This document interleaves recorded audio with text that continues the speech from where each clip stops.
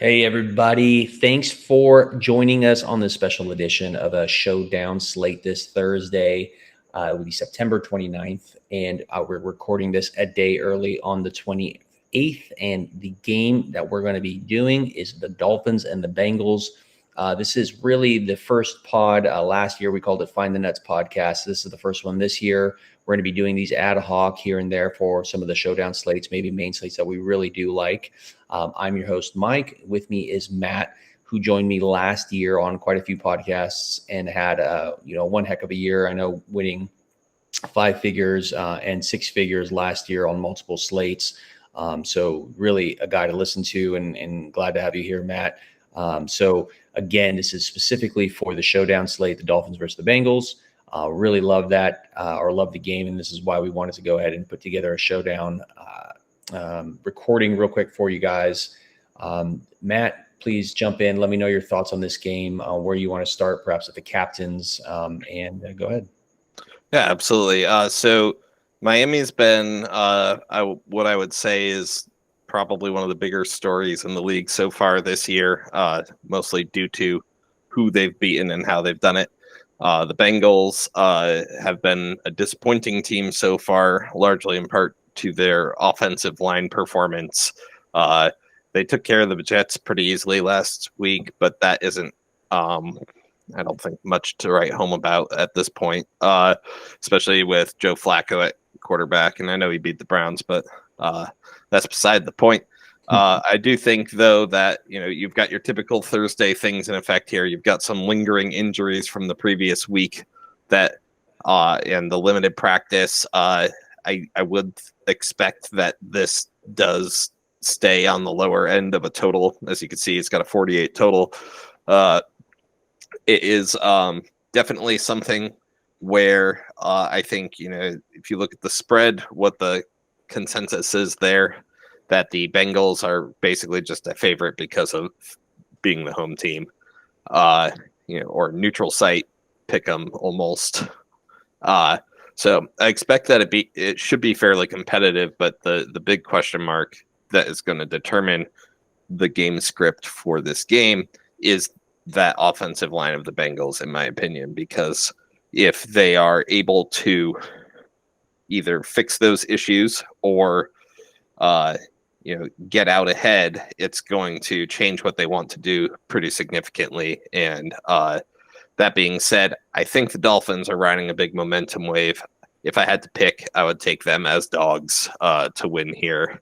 And thus, since you asked, where I think, my first thought looking at all of this, the name that I came down on as my early favorite is T. Higgins.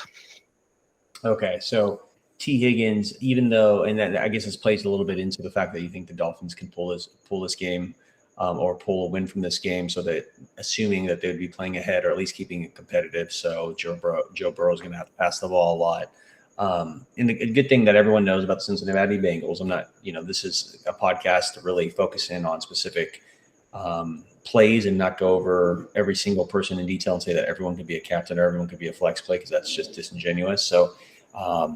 So at T. Higgins, I could see that because I have a very specific small captain pool that I'm going to go through for everyone here shortly, and T. Higgins is on that list. It's because Joe Burrow has a very small target, I guess, market or share of folks that he throws to, right? It's either going to be Jamar Chase, it's going to be maybe Joe Mixon in the backfield if it's one of those games, T. Higgins, and then, of course, Tyler Boyd can throw like kind of a fluky game like he did last week and get 100+ yards on 3 catches or whatever it is. So, I like the T. Higgins play a lot, and especially at that price at what is it, 8,200, I think, in the flex. I think when we do the prices, we'll do the flex prices to keep it simple. So 8,200. He's one of the best points per salary type of plays, points per dollar play on the slate for me as well. But specifically, what do you like about T. Higgins? So it is a combination of the volume, the script that I think I want to play for, and the how the other options shake out. So the price is big. Not that Jamar Chase is a slouch or anything like that, but when you look at how much more expensive he is and how much you'd have to punt additionally to play him. I just think that you have a similar upside from T. Higgins to Jamar Chase so far this year. They are obviously not identical, but and Jamar Chase definitely is leading in total targets. But if you look at air yards and actual receiving yards, they are within 60 air yards of each other over 3 weeks and 20 actual receiving yards. The ADOT on T. Higgins is greater, so you have a little bit more of a home run chance with him so far. It's not such a great discrepancy that he's like heads and tails better. I just think that Jamar Chase is the flashier name. I expect he draws more ownership. So you get a little bit more leverage. You also get to raise the floor of a lineup by having that additional salary to work with.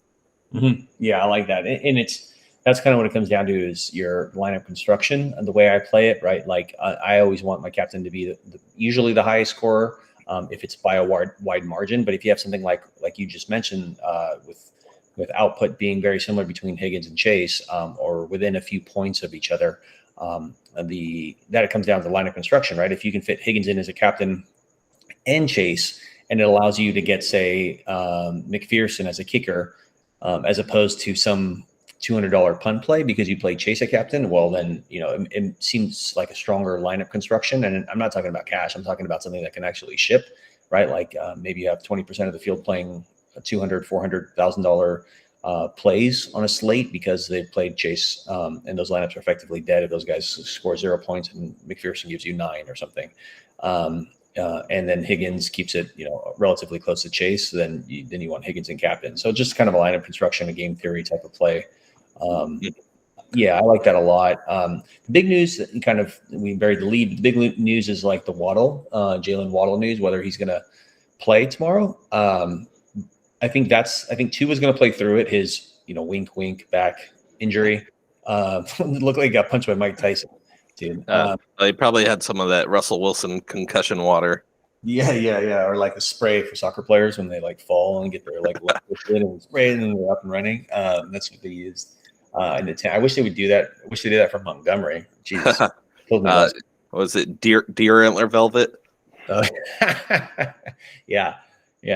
So Tua is going to play. Waddle, I think, is a big question. If Waddle is out, I'm going to throw everything, basically all the papers in the air and be like, forgot it's only Thursday type meme and be like, I got to pick him up. And it's going to be probably Tyreek Hill as going to be my number one captain. Because if Waddle is out, Hill, will get a lot of over the top type of coverage, but he's just so quick and fast that he can beat a lot of it, or if not smart enough to play around it. And if Waddle's out, Hill can legitimately see like 14 targets tomorrow. So that Tyreek Hill is a really interesting play. Of course, you got to wait on the Waddle news, but I do like the Higgins play. If again, just staying on the Waddle, if Waddle's out type of train here, if he's out, then someone that really gets a big boost, in my opinion, is Chase Edmonds. I think they would scheme a lot because he's a pretty good running back or a pass catching running back. And they might scheme him in a little bit more. So what would you do? I mean, Waddle's a good play if he's in, of course. I mean, he's a solid play. He's kind of expensive. So, he's not projecting very well because of this news. But if he's out, how are you playing it? Yeah, I mean, I don't want to totally just say, the same. But Tyreek Hill would be my top Miami option with or without Waddle. I think if you look at how he essentially is going to be used in this offense. Last week was a weird game overall. I don't know if you followed it. It didn't really go too well for Tyreek Hill's fantasy points, but I suspect that they don't intend to use him like that on a normal basis. In the scoring range that we were talking about, like if we think that this game goes under significantly or over significantly, that should affect your decision. But in the range that it's currently being projected for by Vegas, this is prime, PPR pass receiver who gets 100-yard bonus, maybe with a touchdown type week. So I think Tyreek Hill is by far my favorite Miami option. But if Waddle were to play, I suspect that, given the injury that he allegedly has, his groin, that's not something that you are like playing through. You either sit and rest or you're good to go, typically speaking. Well, groin injuries are like hamstring injuries for me. In that, like, even if a player is shot up with stuff or he feels fine, it scares me because those are injuries that literally one quick burst and you're done. Like, they think they're fine, and then the third play of the game they just take a wrong right, and then their leg just like, yep, we're done, and you can't do anything about that. You can't like play through that pain. You just can't run. Mm-hmm. Yeah, so and really scare me. And I don't think that Tua can get to captain level points without Tyreek Hill also getting to captain level points. So, I agree. It just play I think Tyreek's the safest play on the board if you're going to captain somebody. Yeah, I agree, and I suspect that his ownership will probably reflect that, but I haven't actually looked at it yet. I haven't looked at ownership either. The other, you mentioned Chase Edmonds. I do think that it's a little bit of it's one of those annoying fantasy situations, but on the flip side, for Showdown, it is probably better this way, because if it was a clear-cut option between Mostert and Edmonds, then everybody would just play the clear-cut option. So you get to at least make a decision. I do think that Edmonds is who they want to be the primary back. From what I've looked at, he is getting the bulk of the third down work, which, as you know, tends to be passing work, whereas Mostert is getting more of the goal line opportunities. That being said, last week it still turned into Edmonds getting 2 touchdowns. And they're about equal in Mostert's slightly behind in targets and receiving yards, but it's only 2 catches and 11 yards total difference between the two of them. So I think I default to Edmonds. He's also pricier, which I would think would suppress his ownership a little bit more. People will be more likely to play Mostert because they can fit more with him. And that's a lineup building kind of a game script on how you think the game's going to go. Like I got into Showdown basically because you and our other buddy Tyler, like, you guys were starting to play Showdown, winning money, and I'm like, I got to get into this, and I kind of love it more than Classic now, almost, because I can focus on a game. And I actually, as much as I made fun of you guys about MMEing like multi-entries back in the day, now that's like all I do basically. For Showdown, and it's a lot of fun. So that being said, I kind of listened to Dinkmeyer back in the day. I think one of the first people to double win millies, very successful, and just kind of followed some of his core fundamental processes that I've deviated a little bit since, but I've get some of the fundamental stuff, and some of that is just don't build any bad lineups. Like, don't just build stupid lineups to build stupid lineups. If you build 150, that's probably going to happen naturally, but generally, if you build 40 or 50 or 60 or whatever it is, like I do, you're going to I just try to build a lineup construction that makes sense. And if you think, like you said, you think Dolphins win or at least stay ahead throughout the game, Mostert's probably the play at 4,400 over 6,200, right? That's the price point. Mostert would probably get a good amount of carries, maybe something in the passing game here and there, but he's probably the play. But if you think the Bengals get up because their offensive line can hold Miami back and they're up by a couple touchdowns, then Mostert's going to be basically game scripted out, and you're going to want Chase Edmonds in your lineup. Yeah, absolutely. And if you look, I think that is going to be the decider on this with what you and I are talking about. I think there's always, on any Showdown, disclaimer of there are specific game scripts that are going to allow almost every single person to have a case where they could be the captain. But I think that the actual Monday showed us, right? Yeah, the plausible captain pool for this game is relatively narrow. Yep. Which I love small captain pools. And that means your mid-range is likely going to be your most important decision, and your punts are going to be whether you ship or just do well. Yep. And the Miami Dolphins defense is going to be one to look at, especially if you look at how the Bengals have allowed Joe Burrow to be sacked so many times. 15 times in 3 games already, which is very bad. He's thrown 4 interceptions, which is not great. He gets through the season without being injured. It's like economies of volume. He's gonna. There's definitely a situation here where the Dolphins could lose and give up 3 touchdowns and still have their defense in the lineup because they got 5 sacks and an interception and pick 6 or something like that. But, or like a fumble, recovery, a pick 6 and 5 sacks. I mean, and then whatever 2 points that they're going to get defaulted with being scored on 4 times or whatever. That's like still a 10 or 11 point score.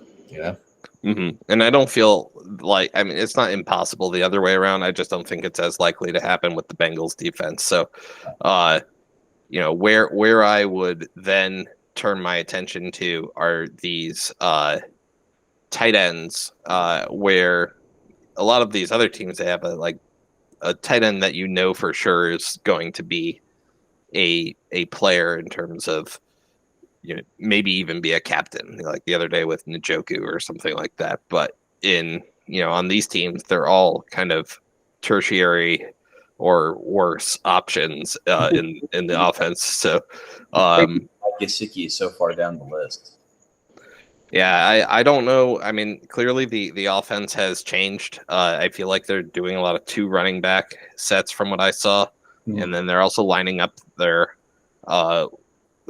running backs out at wide receiver. They're putting their tight ends back as running backs. They're really doing a lot of formation disguising with their new offensive system. The Bengals tend to run a more traditional offense, and that's where I think the somebody who's going to suck up a lot of ownership that I personally. I'm bracing myself to get burned, because if I'm wrong about the game script, then he jumps squarely into top captain feasibility, is Joe Mixon. But given their O-line issues and how I think it might go, I'm what I would say a fade, maybe not 100% fade if I'm ending up making a lot of lineups, but certainly under the field. Yeah, I hear you. All right. Well, because this is a single game, let's recap it in a quick summary, and then we'll close it out here.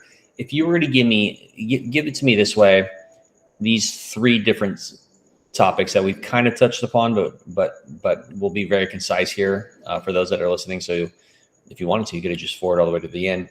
What would be your 3 captains if you could pick 3 captains? Who would be your 1 fade, which you maybe already mentioned, and who would be 2 punts that you want to play? Yeah, that is a great question. I think so Joe Mixon would be my fade. I would say Tua is also a fade, but I don't think he's going to be high owned either, so that doesn't count. And then my top 2 captains are Hill and Higgins. Okay. And then my top punt would likely be, I think, either the Dolphins defense. Okay, I like that. Or maybe Alec Ingold. Oh, okay. All right, I like it. So those are listening. Ingold is that punt play. The Miami defense as well. Matt also likes T. Higgins and Tyreek Hill as the captains, and then the fade of Mixon. I'm on there with the fade of Mixon, and again, not 100% fade, but just fade a captain for sure, and probably below the field on the flex, because they're going to use Mixon as probably a blocker or just decoy. If I were going to pick captains, I'm on there with Hill, Higgins, and then a close third would be Jamar Chase. Obviously, it's not like anyone's surprised, but those are the top 3 for me.